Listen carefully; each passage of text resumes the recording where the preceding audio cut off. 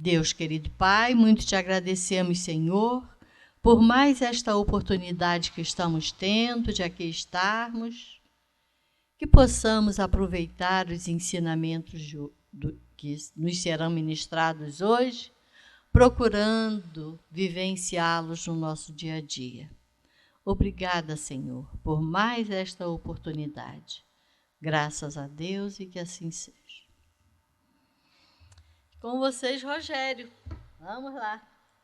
Boa noite a todos.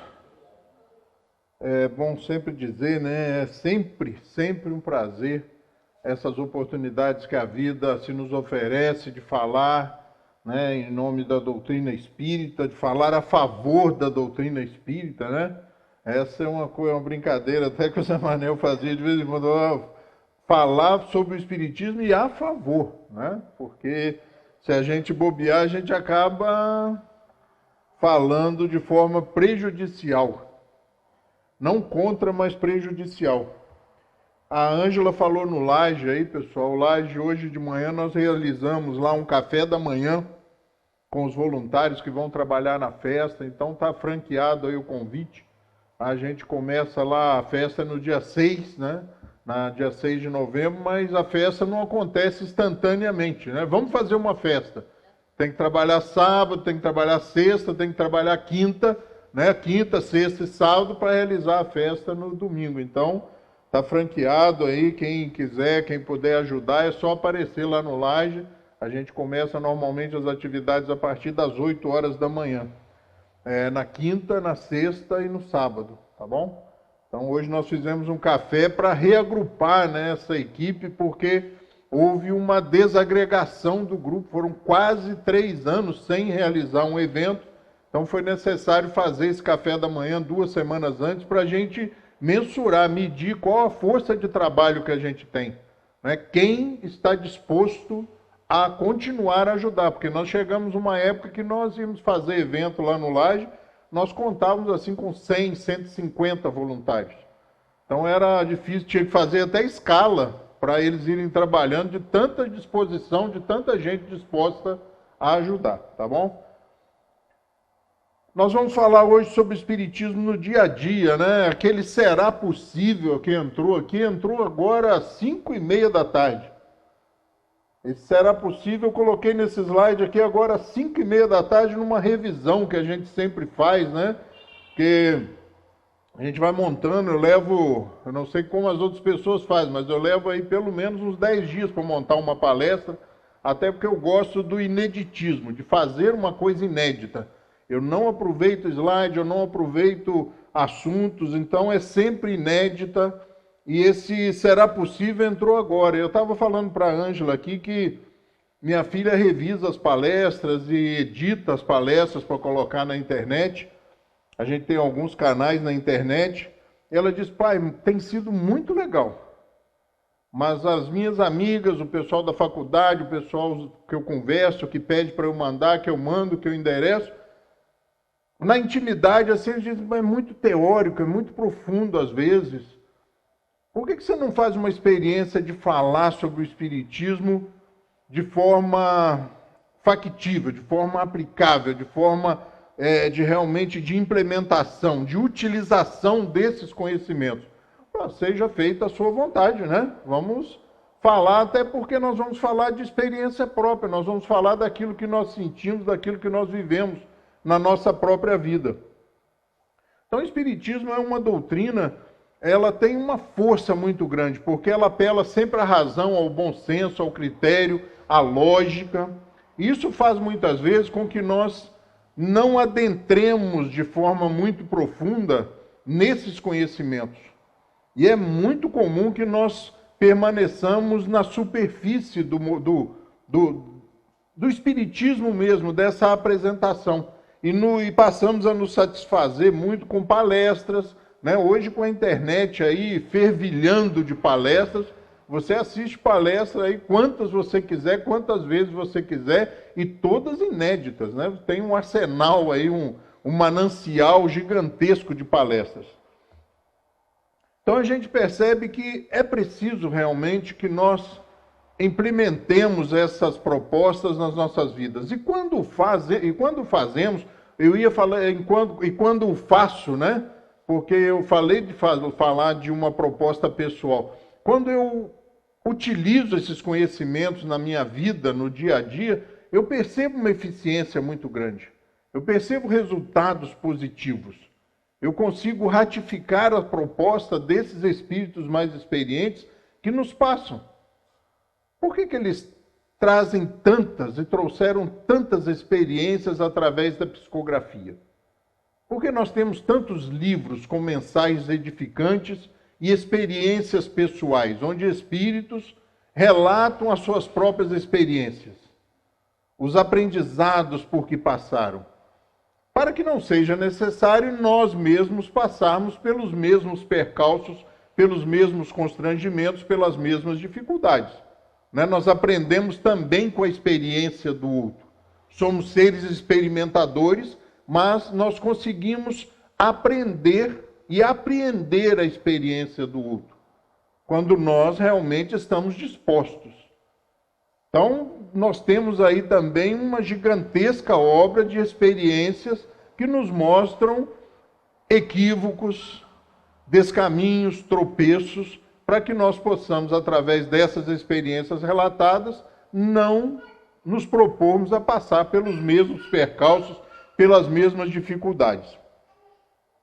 O centro espírita é a base de tudo, é onde começa tudo, né? O espiritismo tem uma outra característica muito diferente das outras religiões, que é a facilidade de você estudar espiritismo fora da casa espírita. Você pode pegar as obras fundamentais da doutrina espírita e começar a estudar. Eu mesmo comecei dessa forma, né? Eu lá aos 19 anos, 20 anos, 21 anos mais ou menos, eu morava sozinho, rebelde, sem causa, né? Morava sozinho num sítio, sem energia elétrica, aquelas coisas lá dos 18, 19 anos, né? Quem tem filho ou passou por isso sabe bem do que eu estou falando. E eu comecei, por algum motivo, eu peguei uma obra básica, me indicada pela pessoa que hoje é minha sogra. Falei, você quer conhecer o que é espiritismo? Leva isso aqui. E leva esse, leva esse. E eu comecei a estudar sem frequentar o centro espírita. Eu comecei a lidar com as obras fundamentais da doutrina espírita sem estar frequentando ou ligado a uma casa espírita. Eu só ia aos sábados assistir uma palestra quando não tinha outra coisa mais interessante para fazer. Às vezes eu ia no centro espírita presencialmente. Então, o espiritismo tem essa característica também de você pegar ali na biblioteca, buscar as bibliotecas espíritas, ou a própria internet. Hoje tem tudo em PDF, né? Você baixa ali, pode ler, pode estudar a hora que você quiser. Mas ela também tem essa característica de ter que estudar, de ter que conhecer, de ser necessário para se utilizar, para se implementar, para se colocar no dia a dia, temos que conhecer, né? Vou fazer um bolo, se não tiver receita, não sai bolo. Sai uma coisa, né? Não sai bolo. Então você tem que ter a receita. A receita está lá nas obras fundamentais da doutrina espírita, que deve ser estudado, como a gente já cansou de dizer, né? Na ordem que foi estruturado, o que é o Espiritismo, o Livro dos Espíritos, o Livro dos Médiuns, o Evangelho segundo o Espiritismo, o Céu e o Inferno, a Gênese, e nas horas vagas estudarmos a Revista Espírita, porque é a mais curiosa, é a mais incitante, é a mais provocante. Porque a Revista Espírita, as pessoas que lidavam com os fenômenos escreviam para Kardec: olha, aqui na minha cidade, ou aqui em casa, ou lá na minha escola, na minha universidade, está acontecendo isso e isso. Olha, aqui na rua vizinha, estão jogando pedras na casa e ninguém acha quem joga as pedras. Já botaram a polícia vigiando, os guardas noturnos vigiando, e as pedras continuam chovendo. Olha, tem umas senhoras aqui na minha cidade que colocam as roupas no varal, quando vão tirar as roupas do varal, as roupas estão sujas novamente. Escreviam para Kardec, e Kardec pesquisava, ia, visitava. Olha, meu gado está morrendo. Relatos da Revista Espírita. O cara escreve, um fazendeiro lá, escreve para Kardec: será que são os espíritos maus? Meu gado, minhas criações estão todas morrendo. Kardec falou: olha, vamos ver o que está acontecendo. E foram ver o que está acontecendo e aconselharam. Ele falou: acho melhor o senhor limpar o celeiro, limpar as cevas, né? porque eles estão morrendo porque a condição sanitária da sua propriedade é horrível. Então isso tudo está relatado, esses casos interessantíssimos e curiosíssimos, Kardec relata na Revista Espírita. Essa é a parte do conhecimento que pode começar na casa espírita. Como a grande maioria das pessoas acorrem à casa espírita, vão à casa espírita por inúmeros motivos. Existe até uns bordões no movimento espírita que eu detesto, né? Que vai pelo amor ou pela dor, que vai não sei o quê. Parece até uma ameaça, né? Ou é pelo amor ou pela dor. O troço é duro mesmo. Você vai porque está amando. E amar é a coisa mais difícil, nós estamos aqui para aprender isso, ou pela dor. Então, assim, né? Se tirar o pé do centro, não, nem fala o que vai acontecer. O cara só fala assim, ó, médio não pode tirar o pé do centro. Aí você vai estudar a doutrina espírita, eles enaltecem e elevam o livre-arbítrio o tempo todo. Mas vai ter consequência. Tudo que nós fazemos tem consequências. E quando você toma uma decisão, você assume os riscos e o peso das consequências, sejam elas positivas ou negativas. Então a gente conhece o Espiritismo, mas é necessário a gente regar essas ideias, sabe? É necessário a gente não só assimilar, não só ficar na teoria. Kardec diz que é imprescindível, né? Eu estou começando a estudar com um grupo o Livro dos Médiuns e ele insiste enfaticamente que é muito necessário, imprescindível mesmo, que nós estudemos a teoria para que não passemos pelos percalços, pelas dificuldades, pelos problemas que a mediunidade pode trazer. Então a teoria é essencial. Mas é necessário fazer com que romper essa barreira da teoria, adentrar ao Espiritismo, buscar a utilidade desses conhecimentos. Eu estou aprendendo isso para quê? O Espiritismo é assim, ele é lógico. Ele busca a lógica, ele busca a razão, ele busca o crivo do bom senso. Por que eu vou ler 5 obras que juntas vão fazer aí umas 2.500 páginas, talvez? Para que eu vou estudar isso? Eu tenho que ter uma finalidade. Por que eu vou conhecer isso? Para que eu vou conhecer isso? Para que eu vou me dar o trabalho de conhecer uma obra? Nós estamos falando só das 5. Se nós pegarmos a Revista Espírita, aí a coisa fica um pouco maior. Então é necessário que nós comecemos a olhar o que nós estamos estudando, observar, analisar o que nós estamos estudando e ver onde eu posso usar. Tem uma oficina boa para isso. Começar por casa, no lar, nos relacionamentos mais próximos, nos relacionamentos mais íntimos, né? Com a mãe, com a esposa, com os filhos, com os vizinhos, com o bairro, com a escola dos filhos. E você começa a utilizar esses conhecimentos. Você começa a interiorizar esse conhecimento. E aí você começa a ter uma outra visão. Você começa a olhar o mundo sobre outro ponto de vista, sobre outro prisma. Você começa a perceber as coisas e a partir do que você estudou e conheceu no Espiritismo, você começa a analisar os fatos, as ocorrências, as ações, sobre o prisma, sobre a ótica do Espiritismo. Mas isso é lógico, mas é muito difícil. Porque se nós não nos atentarmos, nós passamos 10, 15, 20, 30 anos no centro espírita e continuamos a pensar como nós pensávamos antes de adentrar o Espiritismo ou a casa espírita.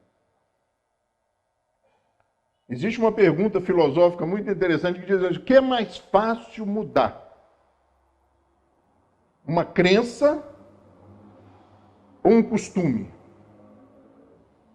Uma ideia? Uma coisa que você está acostumado? É muito difícil mudar. É muito difícil mudar. Muda-se uma fé, muda-se uma crença, mas os costumes são muito difíceis de mudar. E aí nós vamos encontrar pessoas no Espiritismo de muitos anos da casa espírita pensando como pensava quando era católico, quando era protestante, quando era umbandista, budista, ou seja lá o que for. Transplantou-se de casa, mudou de templo, mas não mudou de religião. porque não utilizou, não regou essas teorias, ou não buscou essas teorias, e não arrisca, e não toma a iniciativa de utilizar de forma prática, para ver se funciona, porque a gente é assim, eu vou fazer para ver se funciona. A gente tem medo, né, de utilizar. E essa visão diferente, essa ótica diferente sobre tudo que nos cerca, né, a começar do trânsito.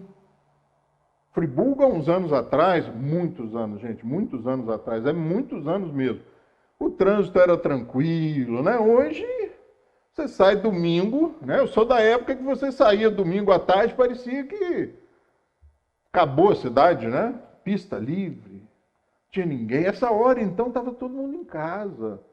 Agora eu não sei o que o pessoal faz, né? Parece que eles vão para onde eu estou indo.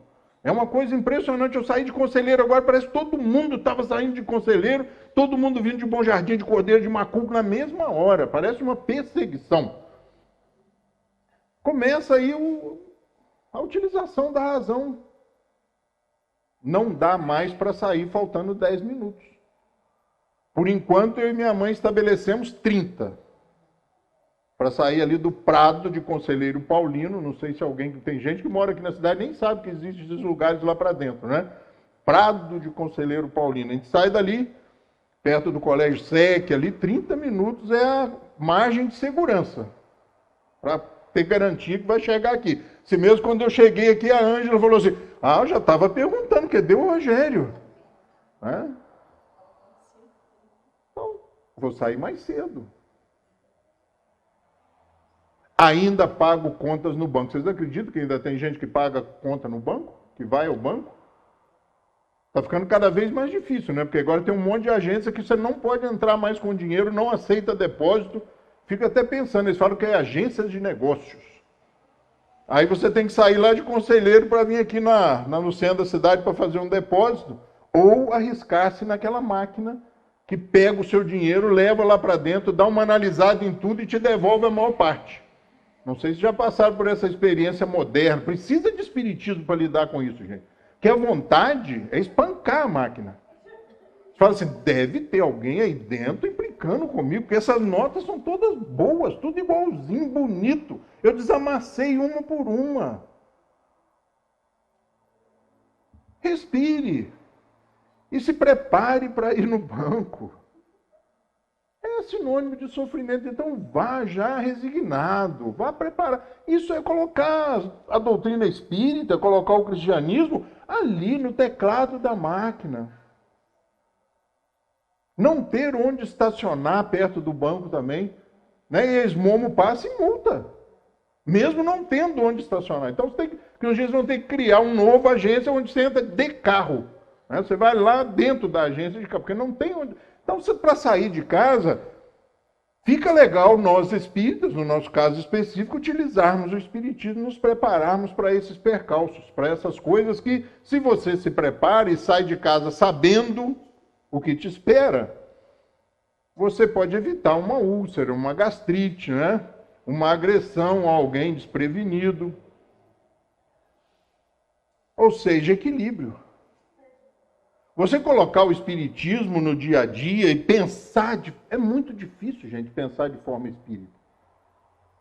Nós fomos treinados, desde criancinhas, a pensarmos de forma competitiva. Os mais bonitos, os mais rápidos, os mais inteligentes, os mais velozes, os mais espertos. Crédito e mérito a qualquer custo, mesmo que tenha que ludibriar, que tenha que trair, que tenha que enganar. Nós somos treinados para isso e continuamos a treinar as crianças para isso. As nossas crianças. Nesse mundo competitivo a qualquer custo. Totalmente difícil de compreender quando você olha para Jesus. Mas a realidade é outra. Será? Será que a realidade é outra? Será que não é uma forma de olhar?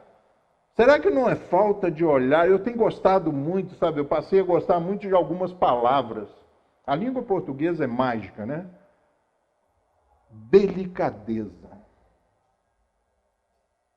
Olhar a vida com delicadeza. se eu estacionar direitinho, com o advento da direção hidráulica, né? Chegar uns 20 centímetros para trás, cabe mais um carro aqui na frente, Ângela? Você pensar de forma espírita. Você pensar de forma cristã. Por quê? Porque o espiritismo são luzes novas que se debruçam sobre o cristianismo. É uma nova forma de ver a proposta cristã. Trazê-la para o nosso dia, nos dar coragem de implementar esse desafio tão grande. Porque a maior parte das vezes, o que a gente responde diante dos desafios de Jesus? Ah, mas quem sou eu, né? Isso era Jesus, né? Isso era Jesus. E assim mesmo perdeu a calma algumas vezes. Você imagina eu. Se Jesus perdeu a calma algumas vezes, você imagina eu. A gente distancia a proposta. Só que essa distância a gente tem que diminuir, porque foi há 2000 anos, né? Então, 20 séculos. 20 séculos. E a proposta do Espiritismo é que nós passemos a viver de forma mais delicada, de forma mais cuidadosa, combatendo a ansiedade, buscando o equilíbrio, sem também paralisar-se. Que agora eu sou espírita, agora eu não reajo mais, agora eu sou zen. Aí você vai assistir um jornal, estão os monges budistas lá batendo um no outro com bambu na Tailândia, brigando, monge budista, gente, brigando. Monge budista brigando. Nós vamos nos basear em quê, se não foi Jesus? Se o monge budista, Ângela, perde a paciência, você imagina eu com a máquina me devolvendo o miserável do dinheiro. A última experiência que eu tive que pegar dinheiro do meu bolso, trocar pelo dinheiro da empresa para convencer a máquina a mandar o dinheiro para a empresa. E já avisei a fábrica, não faço mais. Porque é difícil. Eu fui receber uma dívida há pouco tempo da empresa que eu trabalho com um cliente nosso, e ele falou assim, eu vou te pagar em dinheiro. Eu falei, não, senhor, você não faça um negócio desse. Não, mas você vai lá no banco e deposita. Eu falei, qual banco? Eu não sei como fazer isso. Realmente é difícil. Eu falei, imagina, o senhor que é rico, está acostumado, não sabe, você imagina eu. É buscar saídas espíritas. Como é que você vai sair na rua com 57 mil reais? Levar para onde? Chega no banco, bota a mala em cima, o guarda te prende. Você vai ter que explicar onde saiu 57 mil reais. Essa delicadeza, esse cuidado, essa suave... E o bom humor, né?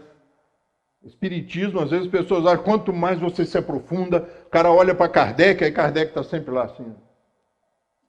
cara de mal. Mas era assim, as pessoas, olha as fotos dos seus avós, não era de bom tom sorrir. Quando falava em foto, levava 10 minutos para organizar a família, o homem no centro, depois os filhos na idade, os mais velhos, um processo hierárquico, estrutural, social, vigente na época. Se alguém tirasse uma foto sorrindo, no começo do século XX, louco.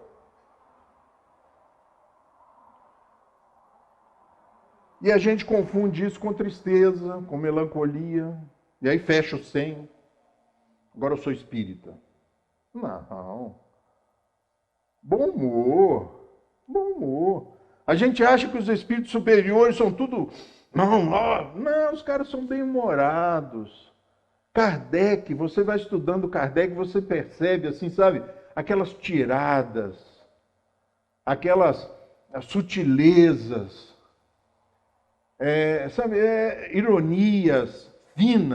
ironias finas, colocações irônicas com uma fineza, com uma inteligência. Então, usar esse bom senso, usar essa alegria, usar esses conhecimentos, faz com que a gente consiga lidar com essas dificuldades que a vida nos apresenta. Porque nós fomos treinados e somos condicionados a andar em linha reta. Quando aparece qualquer problema, você chega para estacionar, não tem estacionamento, pronto. Desarticulou, desestruturou. Se vai fazer uma palestra sobre Jesus e não acha uma vaga, o cara chega irado na palestra. Não dá, né? A gente tem que aprender a conviver com esse emaranhado, com essa dificuldade que faz com que a gente busque opções. E aí, no nosso caso específico, onde nós vamos buscar? Nos conhecimentos espíritas, nas propostas espíritas, nas propostas cristãs. Fazer com que esses conhecimentos propostos por Jesus sejam uma receita de bolo que não dá errado. Experimente. Experimente. Eu costumo usar um exemplo bobo. Sabe aquela hora que... É lógico que não acontece aqui com ninguém, aqui nessa, né, que nós estamos presentes, muito menos com o pessoal que está assistindo. Alguém dentro do lar alterar a voz irritado. Isso é uma coisa raríssima, né? Lá do começo do século XX, talvez até do século XIX, nós já superamos. Então alguém levanta a voz dentro de casa. E aí eu levanto também. E aí o outro fala mais alto. E eu grito. Utilize os conhecimentos. A proposta dos espíritos. Mude o tom. Fale mais baixo. Mesmo que a vontade seja de agarrar no pescoço. Porque nós somos assim. Fale mais baixo. No mínimo a pessoa vai falar assim. O que você falou? E já baixou o tom. E aí você vai ter chance de explicar. Isso é conhecimento espírita. Isso é busca de equilíbrio, busca de paz. Mas o que a gente tem vivido são valores inconciliáveis. São valores inconciliáveis. Aos meus 19, 20 anos, como eu disse, fui morar numa propriedade rural sem energia elétrica, lá em São José do Ribeirão. São José do Ribeirão, em Bom Jardim, era muito mais longe antigamente. Na minha época era muito longe. Porque de São Miguel até São José era estrada de terra. E eu fui morar lá. Minha mãe apostou, o pessoal lá de casa apostou, falou assim, 1 semana. Só que eu fiquei 4 anos. E aí eu comprei uma arma. Eu morava no mato. Vocês estão rindo porque vocês são espíritas. Todo mundo tinha. Como é que eu ia ficar sem? Eu vou falar uma coisa aqui para ver se alguém aqui tem uma memória mais ou menos parecida com a minha. Palomar Armas e Munições. Era uma empresa aqui de Friburgo, chamada de uma pessoa, se eu não me engano, José Ivanir, o nome dele. O dono da empresa. Fui lá, comprei uma arma. E alguns anos depois eu não tinha uma, eu tinha 4.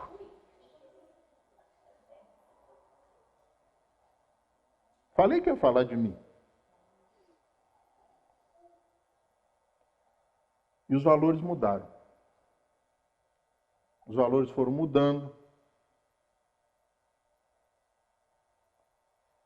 Esses valores foram se fazendo mais presentes na minha vida. Meus filhos nasceram. Eu comecei a regar a planta daqueles livros que eu ganhei e me deram. Eu passei a olhar a vida sobre outra ótica. Vejo que eu estou narrando os slides que nós passamos. E eu aprendi a andar de forma diferente. A pensar de forma diferente. A agir de forma diferente. Aos 17 anos, meu irmão mais velho vem a chamado não sei de quem e diz, o que está acontecendo com você? Eu falei, não sei. Não, olha, está todo mundo muito preocupado. Desse jeito, não vai dar boa coisa. Aos 25, valores mudados. Lá pelos 28, 29, essas armas foram destruídas.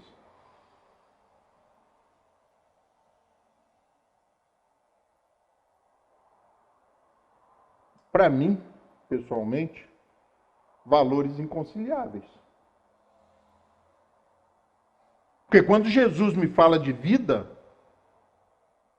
Eu não posso ter 4 armas guardadas dentro do meu armário.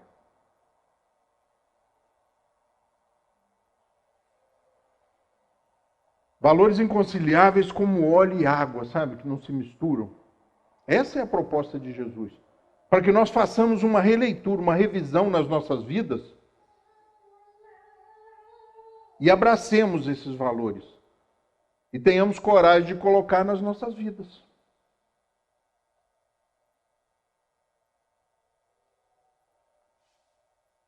Eu fui um mau pai no começo, sabe? Falta de tempo, correria, ganhar a vida. Né? Se hoje a gente mata um leão por dia, houve época que eu matava 4, 5. Hoje falar isso nem é politicamente correto, né? Coitado do leão. Mas era assim. E quando de vez em quando eu tinha um lapso de clareza e de razão, eles tinham crescido 10 centímetros. E o tempo foi passando, porque o tempo passa. E agora eu tenho que aproveitá-lo, sabe como? Colegas, amigos. Agora eu mando um WhatsApp para São Paulo e digo, e aí, peão, como é que está a vida? Como é que está? Tudo bem? Você vem para domingo votar? Não, pai, não vai dar não, estou enrolado aqui no trabalho, não vou poder ir.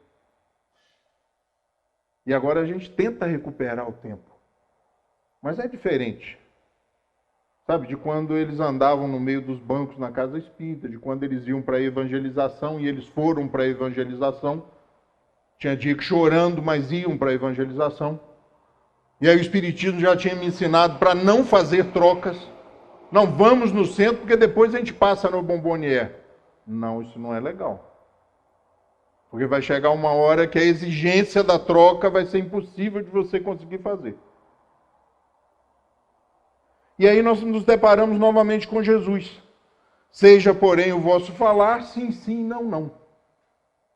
Porque o que passa disso é de procedência maligna.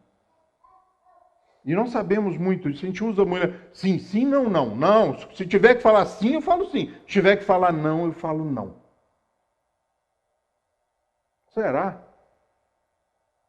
Será que é assim mesmo?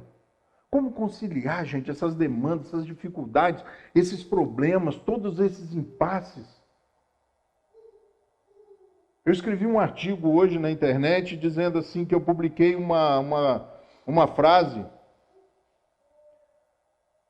de uma pessoa que eu admiro muito, chamado Hippolyte Léon Denisard de Rivaio, vulgo Allan Kardec.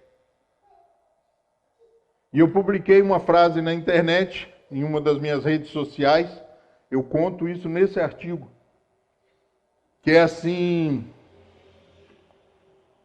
a educação, quando bem compreendida, é a base da construção dos valores morais. E o primeiro comentário, comunista. Aí você fala assim,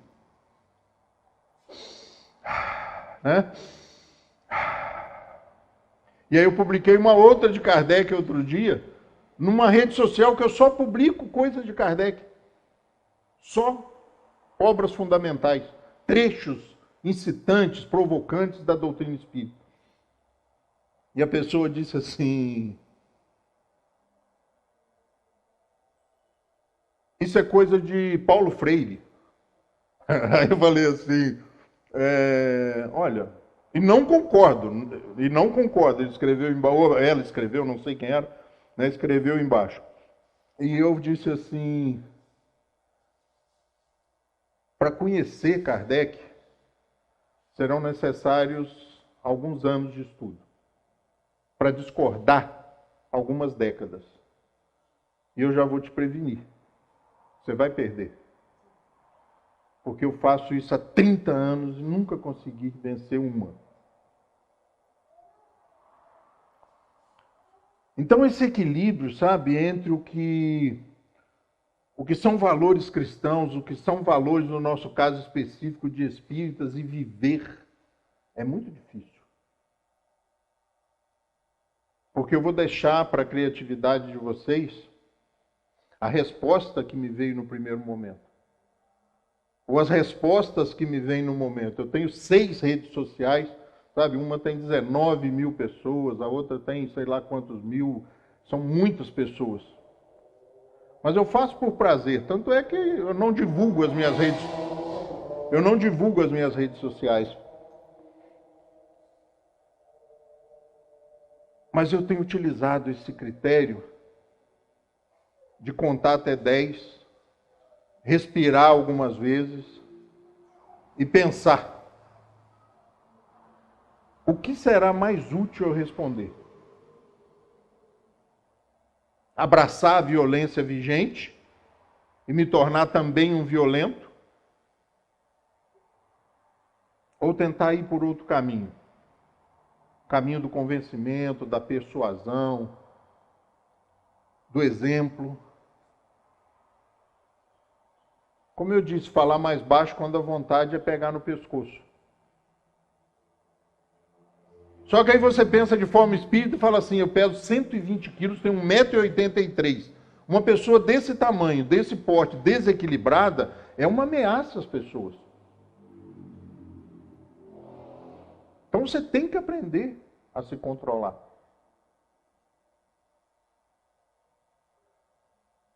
Porque o que a gente tem visto pelo mundo, e tem visto acontecer e não tem segurado, retido, é muito grave, gente. Alguns meses atrás, essas cenas eram comuns. A Europa cristã construindo cerca de arame farpado para refugiados não passarem. Pelo nacionalismo, porque vão disputar o meu emprego, porque vão tirar o meu espaço, porque vai faltar para mim. Aí você para e olha essas notícias e fala assim: nós somos cristãos? Sabe, a Ângela falou no começo ali: nossa, e vai puxar a nossa orelha. Não, eu puxo a minha o tempo todo, sabe? Como eu me esqueço das coisas, como essas cenas morreram como se tivessem cessado. Não cessaram. Os refugiados continuam fugindo. A costa da Espanha continua virando barcos. E eles continuam morrendo. E estão entrando num país cristão. E para não ficar longe da gente, a gente tem Pacaraima, né? Lá na divisa. E eles tentam entrar no Brasil. E eles entram no Brasil. Aí outro dia eu estava assistindo televisão, outro dia agora, gente, semana passada.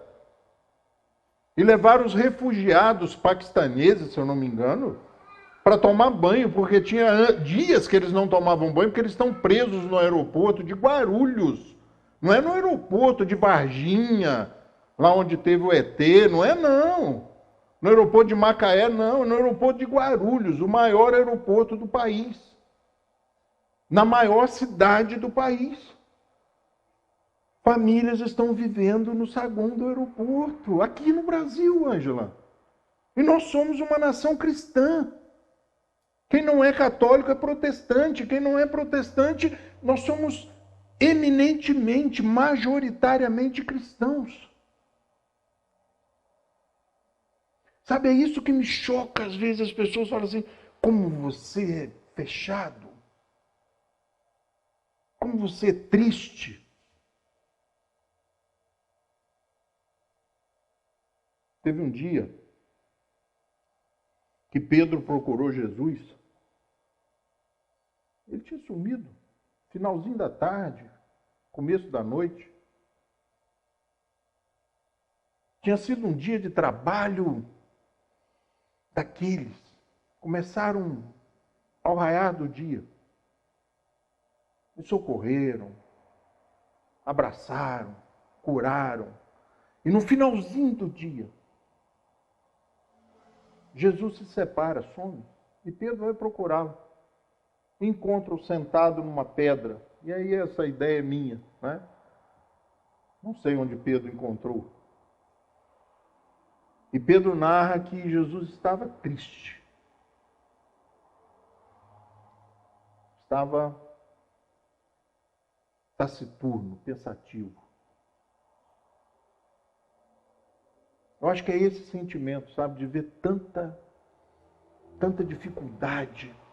É a perplexidade diante desses valores inconciliáveis. Ali em Conselheiro Paulino, tinha 3, 4 moradores de ruas. Vou voltar à frase, tá? Tinha 4 pessoas em situação de rua, politicamente correto. Mas é o morador de rua, é o cara que está ferrado. E a gente conhecia eles, mais ou menos. Chovia, eles sumiam. Fazia muito frio, eles também desapareciam. Eram dali mesmo, pessoas que tinham casa, mas que não queriam ir para casa por causa do vício, por causa da implicância da mãe, da cobrança dos irmãos, da esposa. Ficavam por ali. De um mês para cá, são uns 20. É ali na praça, em frente à Globo Disco, ali na praça de Conselheiro Paulino. Eles já subiram para a rua de cima, estão dormindo na calçada em frente à minha casa, no prédio abandonado do lado da minha casa.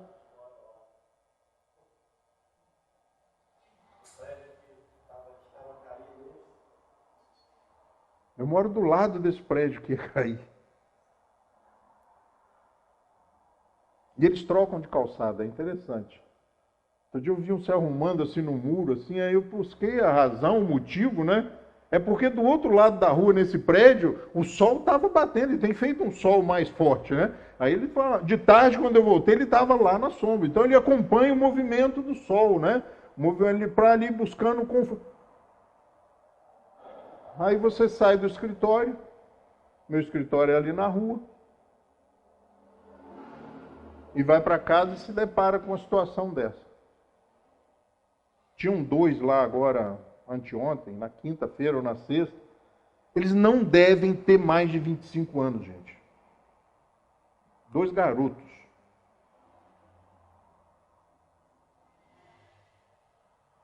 E aí eu tiro a chave do portão do bolso e tenho dificuldade de enfiar no buraco da fechadura.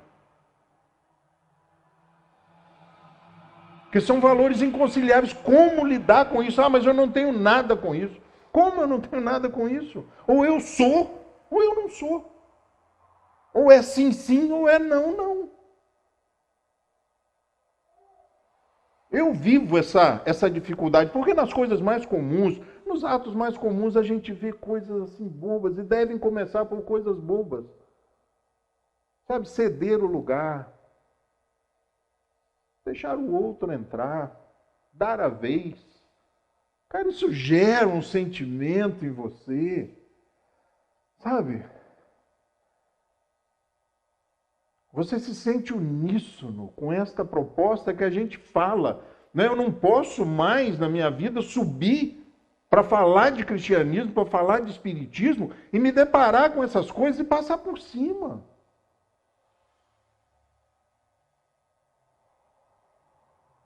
Eu não posso mais me deparar com eles e nós, ou eles, e eu não estou nem enquadrado nisso.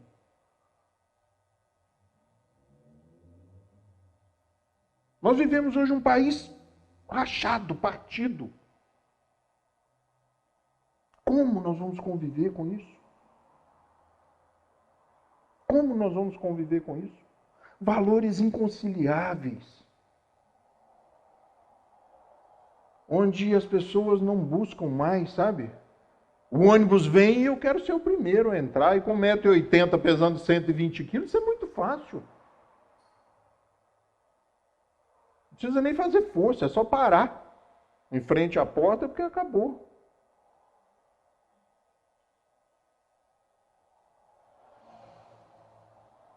Isso aí no metrô, né, no ônibus, é muito comum.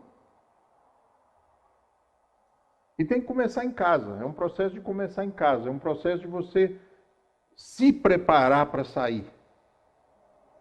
Você pensar antes de agir. Porque a violência está aí. A violência está aí, as pessoas estão se degladiando, as pessoas estão se enfrentando. Eu tenho uma pessoa na família meio assim, do arrobo, sabe, da impaciência. Eu já falei, você vai apanhar na rua. Porque na hora que você der uma buzinada dessa e pegar um outro cara também nesse nível de adrenalina, vocês vão rolar pela rua. Tomara que rolem pela rua, tomara que ele não arranque um revólver de dentro do porta-luva e te dê um tiro. Ah, mas não acontece. Não acontece.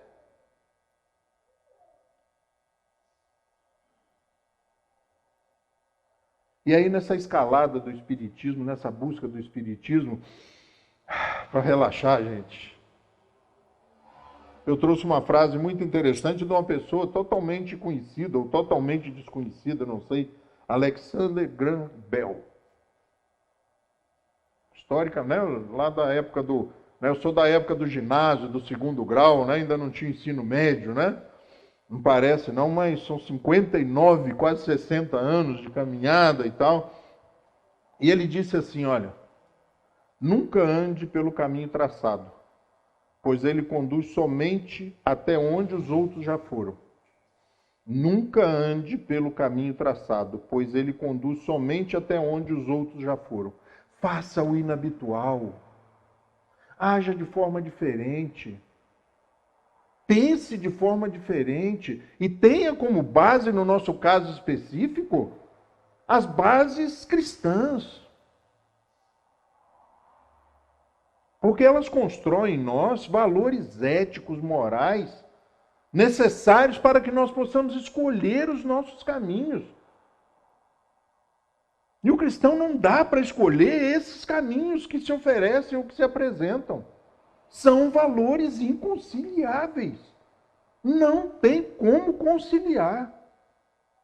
Os valores que eu vejo que a sociedade vem nos propondo vai nos levar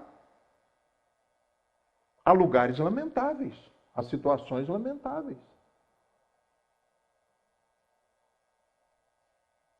Essa capacidade da escolha vai se dar quando nós, no nosso caso de espíritas, nós conhecermos o espiritismo. No caso dos protestantes, quando as pessoas se debruçarem sobre o estudo do protestantismo.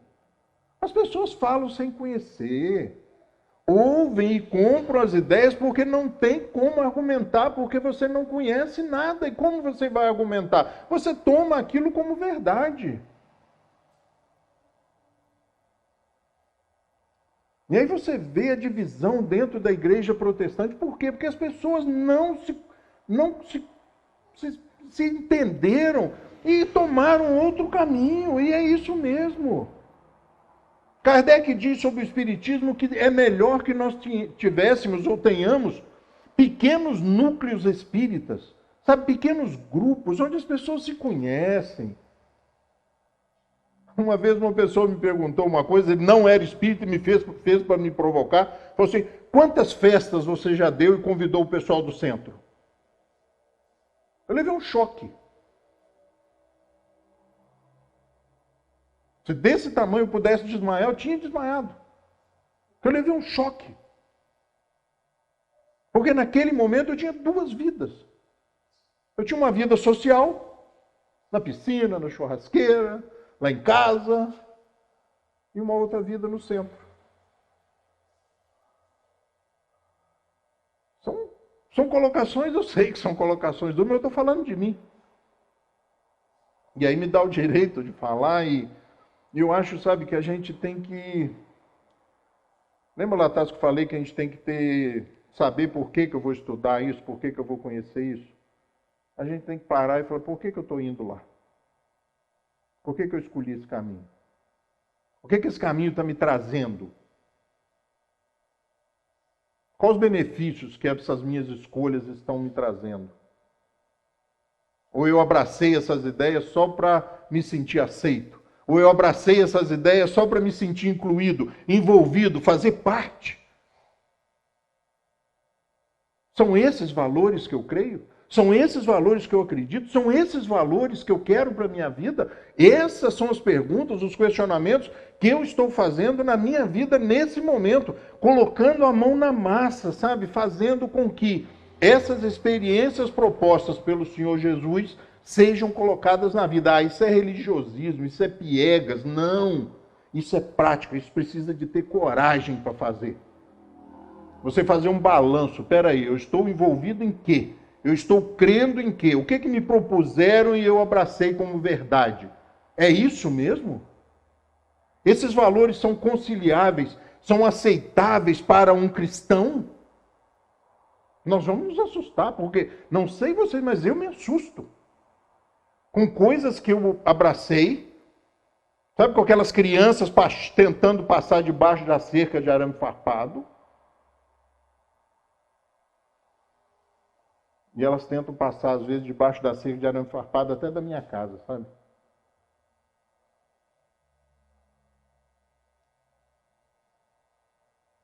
Porque elas devem ver uma casa daquela e falar, pô, aí dentro deve ser muito bom.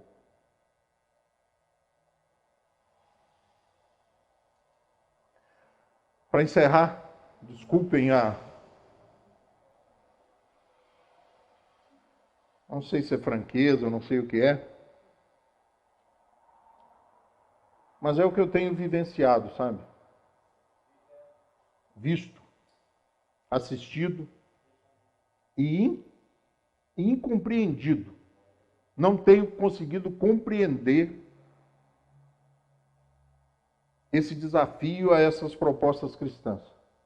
Cristianismo é trabalho, é disposição, é olhar para a cruz e ver que ele ficou lá só o tempo necessário para nos impressionar, para nos chocar, para nos provocar. Porque no momento seguinte, pouquíssimo tempo depois, ele já tinha deixado tudo isso para trás, estava a trabalho na estrada de Emaús buscando aqueles que desanimaram, aqueles que pensaram que a morte, Ângela, tinha destruído tudo. Não, voltem para Jerusalém, meus irmãos, voltem. O trabalho está só começando, a morte não existe. Somos espíritos imortais, valores imperecíveis, valores reais. Que Jesus possa nos abençoar e nos amparar e que nós possamos pensar, só pensar. Eu tenho pensado e tem doído. Está muito doído. Muito doído. Uma boa noite para vocês.